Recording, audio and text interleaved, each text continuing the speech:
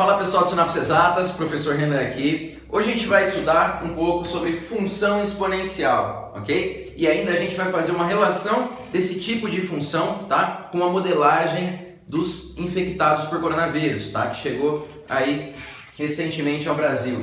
Vamos lá, o que é uma função exponencial e como que é a cara dessa função? Uma função é dita exponencial se ela pega um elemento do meu domínio x e leva em um elemento do meu contradomínio a elevado a x, ou seja, uma potência, tá? Quem está variando aqui, olha, é esse x que é o expoente. A base, que é o a, tá? Ele tem que ser maior que zero e tem que ser diferente de 1. Então aqui, olha, ele tem que ser maior que zero e tem que ser diferente de 1. Ou seja, na reta dos reais, essa base ela pode ser compreendida pela área azul que eu pintei aqui, tá? Ela não pode ser negativa, ok? Vamos pegar um exemplo aqui com essa parte 1 aqui, olha. Quando a minha base é maior do que 1. Vamos ver o que acontece? Ó, pegamos aqui a função 2 elevado a x, base 2. 2 é maior que 1, ok? É o nosso a. E o x, o nosso expoente. Funçãozinha exponencial. Vamos ver a carinha dela, ó. A é maior que 1. Para construir essa função, é bom eu fazer uma tabelinha, tá? E atribuindo valores aí. Pega um valor para x e vejo quem que é o valor para y. Olha lá, ó. Se eu pegar x valendo 2, como que fica isso daqui, ó? No lugar de x da minha função, eu coloco 2. Logo, 2 elevado a 2 é 4, tá? Eu vou colocar aqui na minha tabelinha, ó. 4. Quando o x é 1, eu coloco 1 no lugar do x. 2 elevado a 1, 2. E vou colocar o 2 aqui, ó. Ok? Quando o x é 0, qualquer número elevado a 0 é 1. Beleza? Qualquer número elevado a 0 é 1.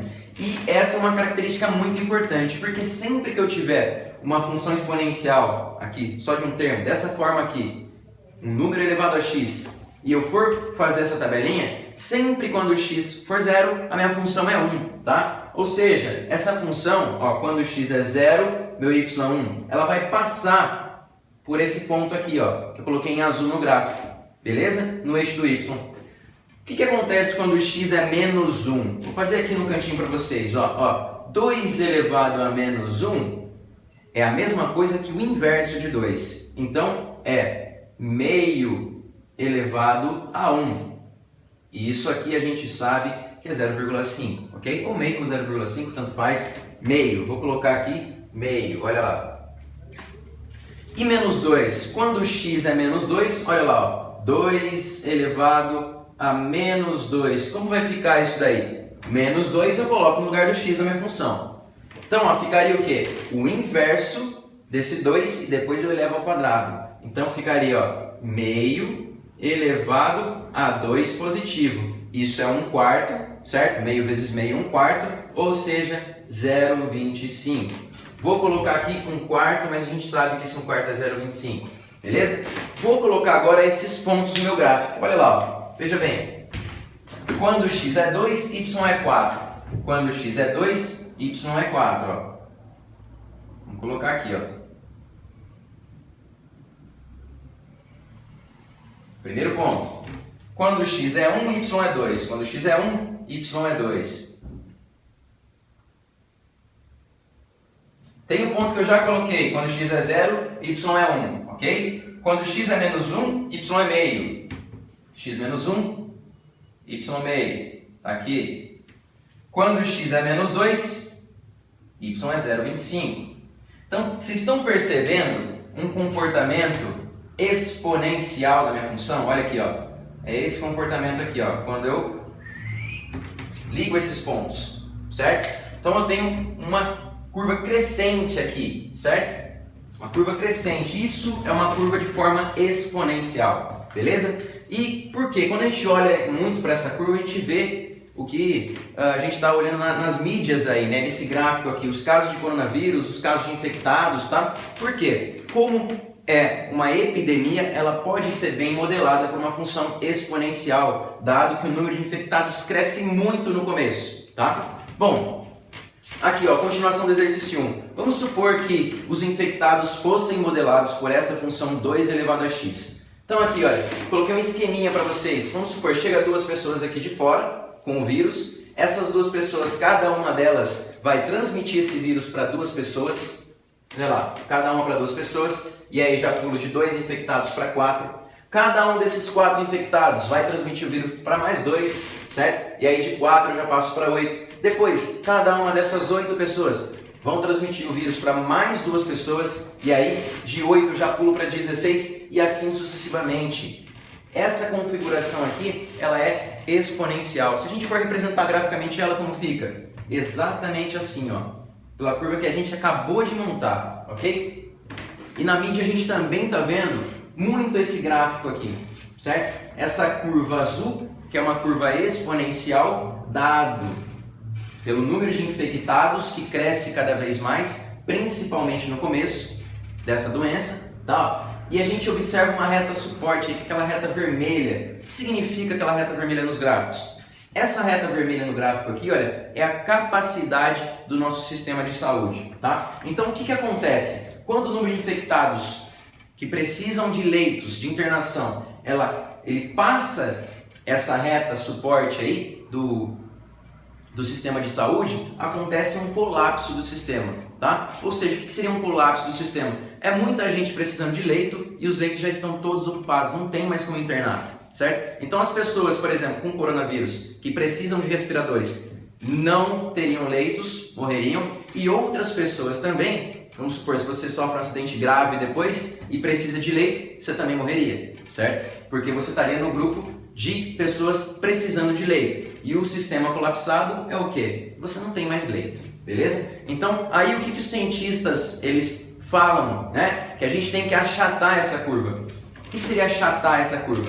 Pegar essa curva da exponencial aqui, olha, e tentar trazer ela para uma curva verde, de forma que o sistema não fique colapsado, né? De forma que os leitos eles consigam suprir a quantidade de infectados. Beleza? Então, se a gente achatar essa curva, a gente não tem o colapso do sistema.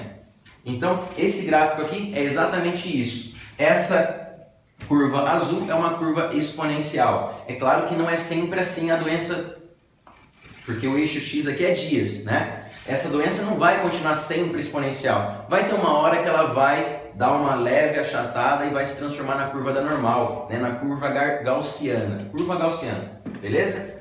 Então vai ter uma hora que essa curva azul vai se transformar numa curva gaussiana, mas para isso vai demorar um pouco mais tempo, beleza? Por isso o governo está aí investindo bastante em medidas de contenção para tentar o achatamento dessa curva, beleza? É isso então que está na mídia aí que vocês têm que entender.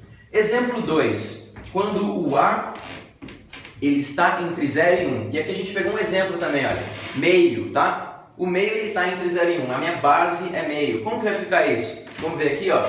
Quando o x da minha função é 2, o que acontece? Meio vezes meio é 1/4, né? Ó, 1/4. Quando o x é 1, eu tenho meio. Quando o x é 0, qualquer número elevado a 0 é 1.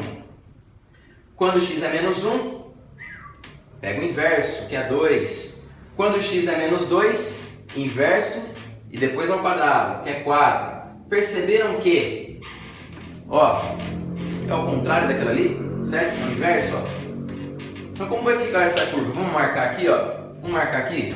Ponto x igual a 2, y é igual a 1/4. X igual a 2, y é igual a 1/4. Ó, vou marcar aqui, ó. Isso aqui é meio, 1/4 é aqui. Quando x é 1, y é meio. Quando x é 1, y é meio. Quando x é 0, y é 1. Ó, novamente, no ponto 1, menos 1, 2. Quando x é menos 1, y é 2. Ó, tá aqui. Depois, menos 2, 4. X menos 2, y 4. Mais ou menos aqui. Vejam que agora a curva ela fica rotacionada. Ó. Vamos ajeitar isso aqui. É importante falar também que ela nunca vai tocar o eixo do x, tá? Ela sempre vai lá, o eixo x vai ser uma assíntota para esse gráfico, ela nunca vai tocar o eixo do x, beleza? Tem uma outra coisa interessante também, que eu tenho a função a elevado a x, o que acontece se eu colocar mais uma constante aqui, por exemplo, mais 1, tá? Vamos pegar essa função aqui, olha. Se eu colocasse o mais 1, essa função ela ia ser transladada para cima, tá? Ela cortaria o ponto 2 e eu copiaria essa curva uma unidade para cima. Se fosse menos 1, uma unidade para baixo, tá? Então, se eu adicionar um coeficiente aqui na frente dessa função, ela translada a função, ok? Já se eu multiplicar um coeficiente aqui ao a elevado a x, se eu multiplicar por 2, essa curva ela fica cada vez mais acentuada, tá? Fazendo a relação de novo com o coronavírus, se eu multiplicar por uma constante cada vez maior, significa que o número de infectados é cada vez maior, é cada vez mais inclinada essa curva aqui, beleza? Bom, isso aqui é uma revisão zaça, tá? É bem simples, mas espero que vocês tenham gostado e fiquem aí com os exercícios. Um abraço para vocês!